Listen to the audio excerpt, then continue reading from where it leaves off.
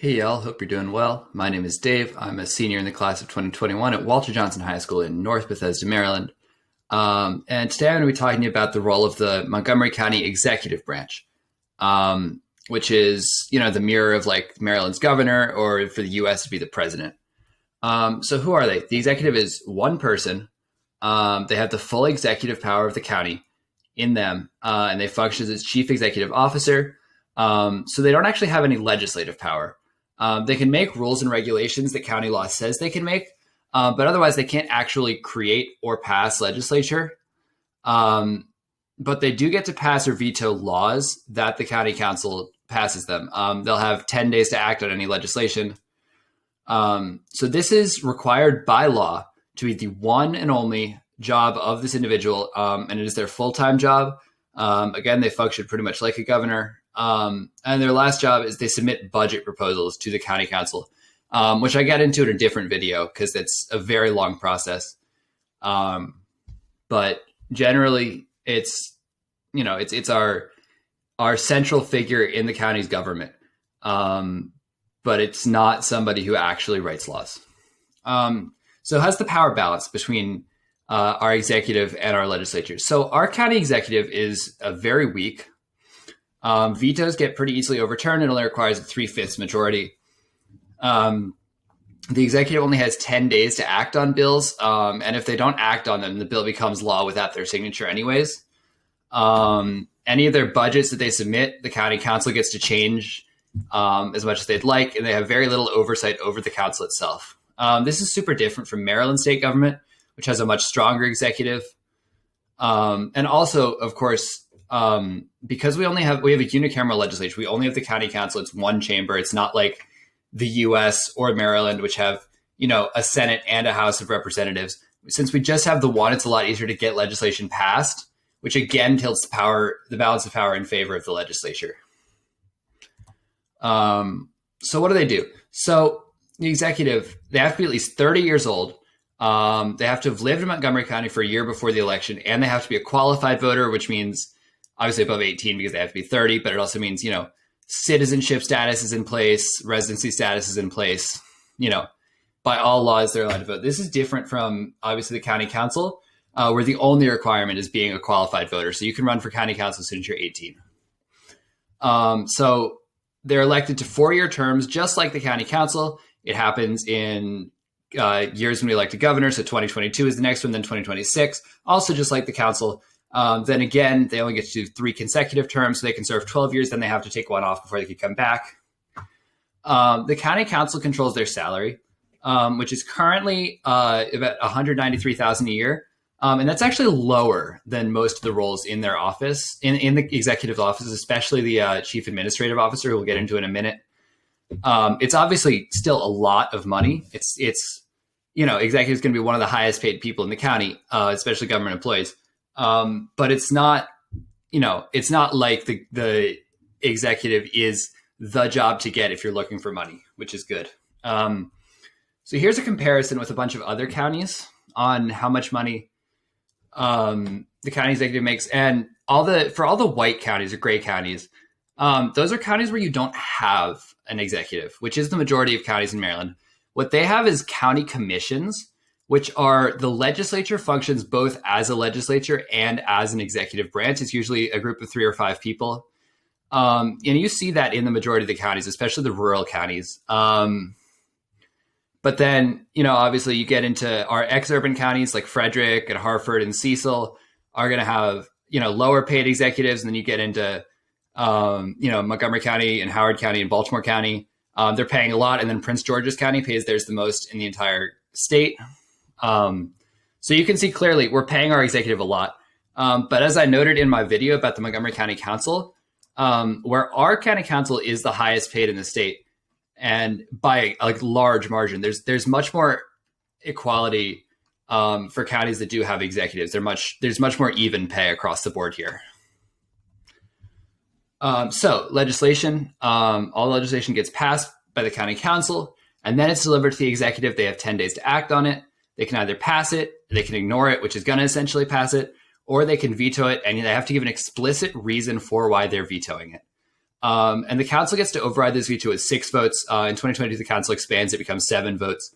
So again, it's the executive's very limited in their ability to actually stop legislation from being passed. Okay, so if we don't have an executive, if they are unable by reason of physical or mental disability to perform the duties of office, it's the same process for removing a council member. There's a public hearing, and they're removed with a 3/5 supermajority. That's currently 6 votes. It's about to be 7 votes. And they can appeal this to our county circuit court, which is a Maryland state court. I'll talk about that in a sec. But again, you can't be removed from office because you are corrupt or because you're doing your job wrong. You have to be unable to perform the duties of your office. So if there's just a temporary vacancy, if the executive needs to step aside for a minute, maybe goes on vacation, maybe he's in the hospital, our chief administrative officer is going to act as our county executive. But if we have a permanent vacancy, which is like if they're removed, if they resign, or if they die, the county council has 45 days to fill the seat from the same political party. So if it's a Democrat, it has to be another Democrat. If it's a Republican, it has to be another Republican. Or if they don't decide on a person they like in those 45 days, then the next 15, they fill it with the person that the former candidates or the former executive's party chooses. However, if they don't want to choose somebody, they can pass legislation calling for a special election in which the entire people of the county would come together and vote on that. We've never had the situation come up, so we don't know which path they would take. But both are in the county charter equally viable options. Okay, so I've talked a lot about the chief administrative officer, but who is that? So it's the county's second in command. We don't have like a lieutenant executive or a vice executive that is elected, but once the executive is elected, they appoint somebody to be the chief administrative officer, which gets confirmed by the council. And this person's really just running kind of the everyday day-to-day life of what's happening in the county. So they're supervising all of our departments and agencies and offices.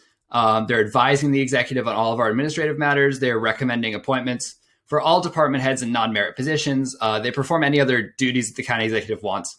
But basically, they're honestly doing, like, if the county executive is the person who's doing the glamorous job of being the figurehead and talking to the people and voting on the legislation, or not voting, but deciding whether to pass legislation, the administrative officer is the one who's actually running the show behind the scenes. And because of how much of a task that is, he earns a lot more money than the county executive. And so in Montgomery County, he's making about $303,000 a year. And you can see in a lot of, every county has one in Maryland. Prince George's County and Baltimore City, they're making a lot. Again, our other suburban, maybe ex-urban counties are looking very similar. And then, you get further out into the state where there's just less money to go around. Obviously, they're not making the same amount of money, and cost of living is lower, so that makes sense too. But yeah, generally, we are paying our chief administrative officer a lot of money, which has led to some corruption. We recently had one get thrown out of office for corruption. So that is somewhat problematic. I believe this is the highest paid county employee with the exception of the Montgomery County Public Schools superintendent. So a lot of money there. Then other positions in the county executive office. So we have a county attorney. It's like the attorney general. Again, it's somebody appointed by the executive and confirmed by the council. It's our chief legal officer, which means they do all of the county's legal business. They serve as the legal advisor to both the county council and the county executive. So they'll tell you, when laws are happening, do we think this is legal? Do we think they're going to have, we're going to have some sort of, is it going to get struck down in the courts? And they represent the county in all actions in which the county is a party. So if somebody sues the county, it's the county attorney or the county attorney's office who's going to represent the county. And it's important to note, we don't have a county level judiciary. So Maryland has several levels of courts, which I have another video on. And there's a Montgomery County Circuit Court, but that's a state level court.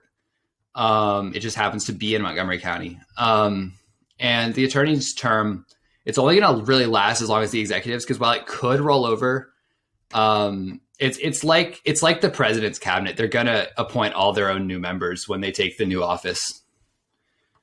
And then another big thing to look at is our county executive has a Department of Finance, which is going to collect our taxes, going to invest our funds. They're going to prepare our financial report, and they're going to look really closely like at what our money is and where it's going.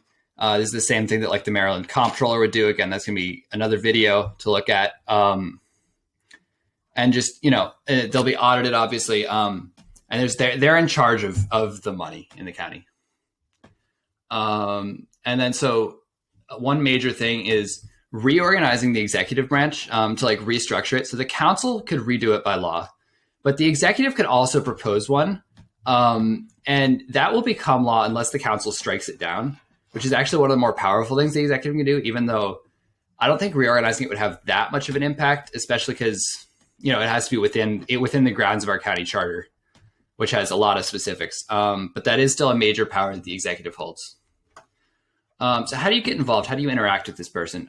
So theoretically, you can speak with the executive and express your opinion, but they don't hold meetings the way the council does. They're not going to hear testimony.